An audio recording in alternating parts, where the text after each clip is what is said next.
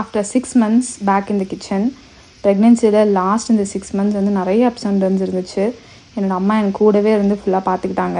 இப்போ அவங்களுக்கு பிடிச்ச பன்னீர் பட்டர் மசாலா செஞ்சு கொடுக்கலாம் அப்படின்னு தான் கிச்சன் வந்திருக்கேன். எனக்கு இதோட ப்ராப்பர் ரெசிபிலாம் தெரியாது, பட் எனக்கு தெரிஞ்ச ரெசிபியை வச்சு பெஸ்ட்டாக செய்யலாம் அப்படின்னு தான் நினச்சேன். ப்ரெக்னென்சினாலே நிறைய கன்ஃபியூஷன்ஸ் அண்ட் தயக்கம் இருந்துச்சு.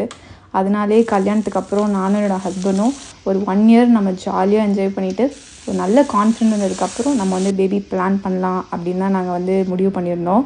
ஆனால் இந்த சொசைட்டல் ப்ரெஷர் வந்து பார்த்திங்கன்னா ஒரு 3-4 monthsலேயே வந்து ரொம்ப ஜாஸ்தியாக இருந்துச்சு. அதுலேயும் ரொம்ப பயமுறுத்துகிற விஷயம் என்ன அப்படின்னா, நீங்கள் 1 or 2 years தள்ளி போட்டிங்கன்னா அதுக்கப்புறம் அது தள்ளி போடும், அப்புறம் பாப்பா சீக்கிரம் நிற்காது அப்படிலாம் சொன்னாங்க. டச்வுட் கடவுள் புண்ணியத்தில் 1 year கழித்து பொறுமையாக ஒரு கான்ஃபிடென்ட் வந்ததுக்கப்புறம் நான் வந்து பிளான் பண்ணப்போ பாப்பா எனக்கு சீக்கிரமாகவே நின்றுது.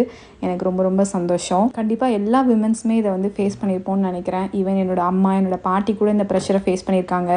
ஸோ என்னை பொறுத்த வரைக்கும் நம்ம பேபி பிளான் பண்ணாலும் இல்லைனாலும் நம்ம கான்ஃபிடெண்ட்டாக இருந்தால் நம்ம கும்பிடுற சாமி நிச்சயமாக நமக்கான கிஃப்ட்டை கண்டிப்பாக ஒரு நாள் கொடுக்கும். அண்ட் அப்படியே பன்னீர் பட்டர் மசாலா செஞ்சு முடிச்சாச்சு. எந்த பொருள் எங்கே இருக்குன்னு கூட தெரியல, பட் ஃபைனலாக அவுட்கம் சூப்பராக இருந்துச்சு. என்னோடய அம்மாவுக்கும் ரொம்ப ரொம்ப பிடிச்சிருந்துச்சு. ஸோ ஃபர்தராக என்னோடய ப்ரெக்னன்சி ஜேர்னியை நான் இதில் ஷேர் பண்ணுறேன். ஃபாலோ பண்ணிக்கோங்க. பை.